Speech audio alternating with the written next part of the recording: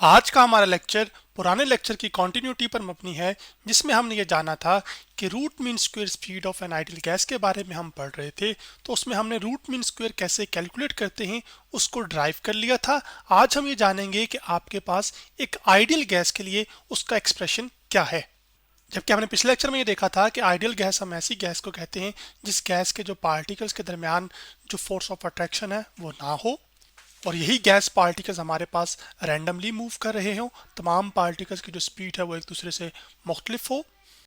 जबकि root mean square speed से क्या मुराद थी कि आपके पास जो तमाम गैस पार्टिकल्स इस कंटेनर में मौजूद हैं उनकी स्पीड्स के पहले स्क्वायर कीजिए। जैसे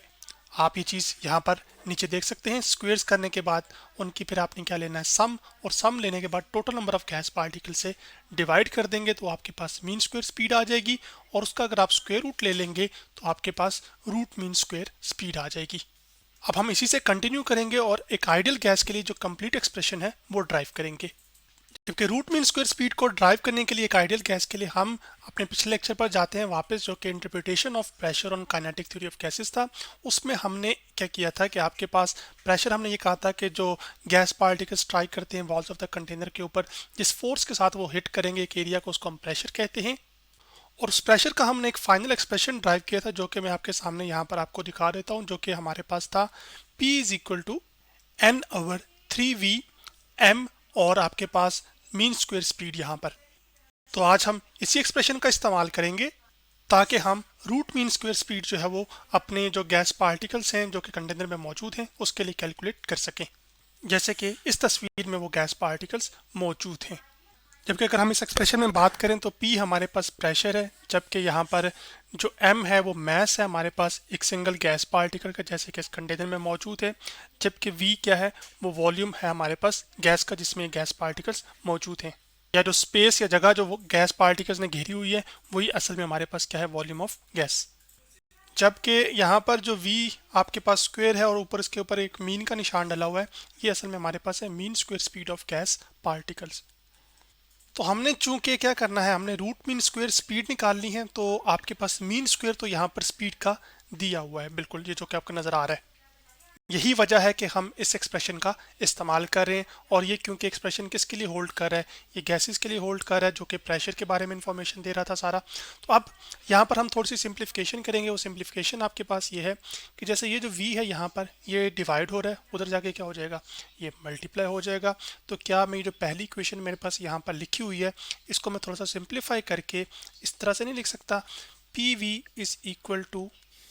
एन एम यहाँ पे लिख लेते हैं। एन जो कि आपके पास क्या है, नंबर ऑफ गैस पार्टिकल्स जो यहाँ पर मौजूद हैं वो, और एम क्या है हमारे पास सिंगल पार्टिकल का जो गैस का मैस है वो, यहाँ पे डिवाइड बाय क्या आ जाएगा, 3 आ जाएगा। और साथ हमारे पास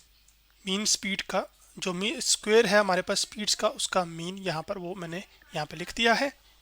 अब अगर आप रिकॉल करें तो ये जो प्रेशर और वॉल्यूम का प्रोडक्ट होता है, अगर आप जानते हैं कि जैसे आइडियल गैस हमारे पास हो, जैसे इस कंटेनर में जो गैस मौजूद है उसको हम ये मान रहे हैं कि वो आइडियल गैस है, यानी कि पार्टिकल्स के दरमियान किसी किस्म की कोई फोर्स ऑफ अट्रैक्शन नहीं है, और पार्टिकल्स के दरमियान जो टकराव हैं वो आपके पास इलास्टिक हैं। और इलास्टिक कोलिजन्स में क्या होता है कि आपके पास काइनेटिक एनर्जी और जो मोमेंटम होता है वो दोनों ही कंजर्व होते हैं, यानी कि जितने टकराव से पहले उतने ही बाद में। तो ये जो आइडियल गैसेस होती हैं ये असल में हमारे पास क्या करती हैं कि ये एक गैस इक्वेशन को फॉलो करती हैं जिसको हम आइडियल गैस इक्वेशन कहते हैं, जो कि प्रेशर गैस का वॉल्यूम, उसके टेम्परेचर और इसमें जो गैस के नंबर ऑफ मोल्स मौजूद होते हैं उनको आपस में रिलेट करती है। और वो जो इक्वेशन है हमारे पास वो होती है pressure times volume is equal to n, that is number of moles of that particular gas. Here R will be our general gas constant, so I am writing it as here R is general gas constant and T is temperature. तो चलो यहाँ पे मैं लिख भी देता हूँ कि जनरल गैस कांस्टेंट हमारे पास R है और उसकी जो वैल्यू है हमारे पास ये एक्चुअली है वो है 8.31 जूल पर मोल पर केल्विन। तो यहाँ पे मैं लिख देता हूँ जूल पर मोल के लिए हम ये लिख लेंगे और ऊपर -1 आ जाएगा और साथ पर केल्विन है, ये एक फिक्स नंबर होता है हमारे पास। तो हम क्या कर सकते हैं कि ये जो हमारे पास प्रेशर और वॉल्यूम का यहाँ प्रोडक्ट लिखा हुआ है उसकी जगह पर हम क्या पुट कर देंगे, nRT। तो उससे ये थोड़ी सी इक्वेशन सिंप्लीफाई हो जाएगी और वो सिंप्लीफिकेशन ये होगी कि अब आपके पास n आर टी में लिख दूंगा और इक्वल टू आ जाएगा आपके पास राइट हैंड साइड जो हमारे पास इस इक्वेशन की है वो ये है। तो मैं यहाँ पर लिख देता हूँ इसको कॉपी करके, जो कि आपके सामने आ गई। अब यहाँ पर हमारे पास ये जो कैपिटल N है, जो कि एक्चुअली आपके पास क्या होता है, जो कि मैंने बताया था कि नंबर ऑफ गैस पार्टिकल्स होते हैं, ये असल में हमारे पास बराबर होता है कितने उस गैस के जो मोल्स हैं वो मौजूद हैं, जो कि मैं लिख रहा हूँ स्मॉल n से, मल्टीप्लाइड बाय हमारे पास एवोगैड्रोस नंबर, जो कि रिप्रेजेंट होता है Na से। तो ये जो Na है ये हमारे पास क्या है, ये एवोगैड्रोस नंबर है। और ये जो एवोगैड्रोस नंबर है जो कि Na से बताया जा रहा है, इसकी जो वैल्यू होती है वो एक फिक्स नंबर होता है, जैसे जनरल गैस कांस्टेंट का था, और ये फिक्स नंबर होता है 6.02 multiply by 10 to the raise power 23। तो अब मैं क्या करूँगा कि मैं यहाँ पर क्या करूँगा कि आपके पास जो राइट साइड हमारे पास इक्वेशन है, इसमें हम n की जगह ये प्रोडक्ट पुट कर देंगे, तो आपके पास लेफ्ट हैंड साइड इसी तरह से ही आ जाएगी, जो कि मैं कॉपी कर लेता हूँ यहाँ से, फिर नीचे पेस्ट कर देते हैं, और साथ आपके पास आ जाएगा स्मॉल n, उसके बाद कैपिटल Na, जो कि मैं यहाँ पे लिख दिया, जो कि एवोगैड्रोस नंबर है हमारे पास, उसके बाद m जो कि हमारे पास मैस है, और डिवाइडेड बाय आपके पास आ जाएगा 3, और उसके साथ साथ जो v का स्क्वायर है और उसकी एवरेज, जिसको मीन स्क्वायर स्पीड हम कह रहे हैं। अब यहाँ पर अगर आप देखें तो लेफ्ट हैंड साइड पर भी नंबर ऑफ मोल्स हैं और राइट हैंड साइड पर भी नंबर ऑफ मोल्स हैं, तो ये एक दूसरे से कैंसिल आउट हो जाएंगे। ये 3 यहाँ पर डिवाइड हो रहा है, उधर जाके मल्टीप्लाई हो जाएगा, तो आपके पास ये बन जाएगा एक्सप्रेशन 3RT डिवाइडेड बाय आपके पास आ जाएगा Na टाइम्स m। यहाँ पर आपके पास जो राइट हैंड साइड पर Na है, जो कि एवोगैड्रोस नंबर है, ये जो मल्टीप्लाई हो रहा है, और मैस जो यहाँ पे एक सिंगल गैस पार्टिकल मल्टीप्लाई है, वो तो जाके डिवाइड हो जाएगा, और आपके पास ये एक्सप्रेशन आ जाएगा इस तरह से v स्क्वेयर, और ये आपके पास अब ये जो R और Na है, यानी कि आपके पास जनरल गैस कांस्टेंट और एवोगैड्रोस नंबर हैं, इनको अगर आप आपस में डिवाइड करें तो ये इसकी जो वैल्यू है वो हमारे पास एक और कांस्टेंट के बराबर आ जाती है, जिसको हम बोल्ट्जमैन कांस्टेंट कहते हैं, और उसको हम वैसे तो लिखते हैं KB के साथ, यानी कि KB ये होता है बोल्ट्जमैन कांस्टेंट, लेकिन उसको अब हम क्या करेंगे, यहाँ पर नोटेशन के लिए आसानी के लिए हम क्या करेंगे कि K से रिप्रेजेंट करेंगे, जबकि यहाँ पर ये KB या K क्या रिप्रेजेंट कर रहा है, ये दर हकीकत यहाँ पर हमारे पास बोल्ट्जमैन कांस्टेंट रिप्रेजेंट कर रहा है, और इस बोल्ट्जमैन कांस्टेंट की जो वैल्यू है हमारे पास वो है 1.38 multiply by 10 to the raise power -23, और इस बोल्ट्जमैन कांस्टेंट का यूनिट है जूल पर केल्विन। तो जूल यहाँ पे लिखूंगा और पर केल्विन के लिए हम K-1 लिख देंगे, और यही सब्स्टिट्यूशन हम यहाँ पर करेंगे। और अब आप अगर देखें तो राइट हैंड साइड पर हमारे पास सिर्फ एक चीज़ रह गई है, जो कि मीन स्क्वायर स्पीड है। तो मैं राइट हैंड साइड को पहले लिख सकता हूँ, क्योंकि अब हमें हमारी जो कैलकुलेशन है वो उसी पे फोकस है ज़्यादा। v स्क्वेयर आपके पास यहाँ पर आ जाएगा ये, और उसके बाद बाकी जो चीज़ है वो आपके पास रह जाएगी 3, जबकि मैंने आपको बताया कि R और Na क्या है, बोल्ट्जमैन कांस्टेंट है, उसको किसी जगह पर KB से लिखा जा रहा होगा और किसी जगह पर स्मॉल k से लिखा जा रहा होगा।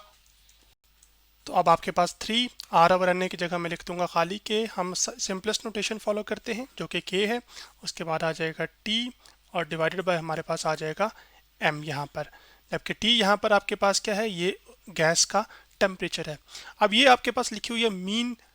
Square speed. तो अब हम क्या करना चाह रहे थे, हमारा तो जो मकसद था वो ये था कि हमने तो root mean square speed find करनी थी एक आइडियल गैस के लिए, और ये सारे जो एक्सप्रेशन मैंने शुरू में इस्तेमाल किया था, ये आपके पास जिससे हम सारी बुनियाद बना कर लेकर आए थे, ये आइडियल गैस के लिए ही तो होल्ड करता था। तो अब आपके पास यहाँ पर हम क्या करेंगे कि दोनों जानिब स्क्वायर रूट ले लेंगे।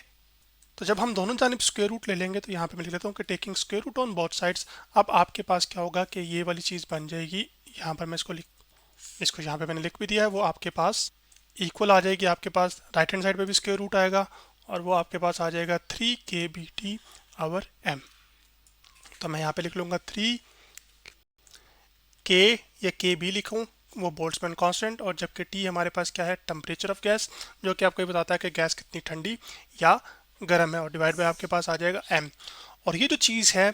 स्पीड्स का स्क्वायर, उसका मीन, और फिर आपके पास रूट, ये हमारे पास बनती है रूट मीन स्क्वायर स्पीड, जिसको मैं VRMS लिख सकता हूँ, और वो आपके पास निकल कर आई है एक आइडियल गैस के लिए स्क्वायर रूट 3kT आवर आपके पास m। यहाँ पर अगर आप गौर से देखें तो आपके पास एक गैस का जो टेम्परेचर है वो जितना ज़्यादा होगा, तो जो उसकी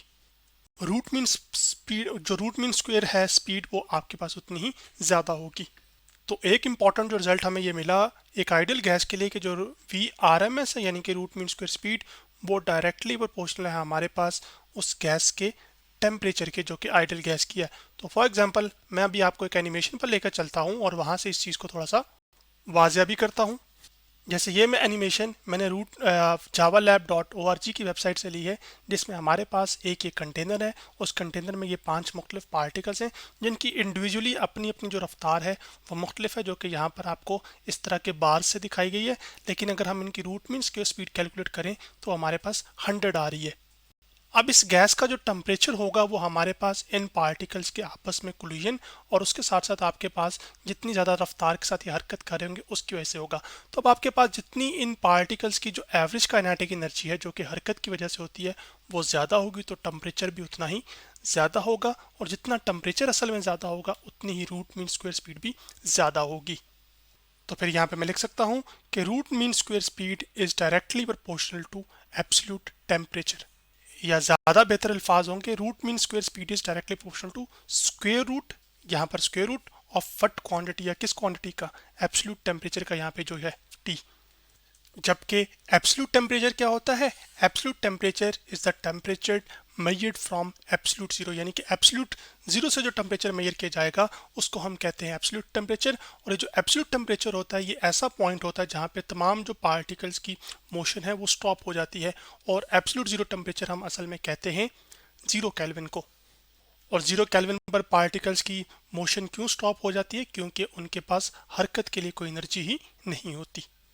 तो आज हमने root mean square speed of an ideal gas के बारे में पढ़ा और देखा कि वो टेम्परेचर के साथ कैसे रिलेटेड है। अब नेक्स्ट लेक्चर के अंदर हम ये देखेंगे कि इसका जो गैस का मैस है उससे क्या ताल्लुक है root mean square speed of ideal gas का, और उसके साथ साथ ये जानने की कोशिश करेंगे कि प्रेशर से कैसे ये रिलेटेड है।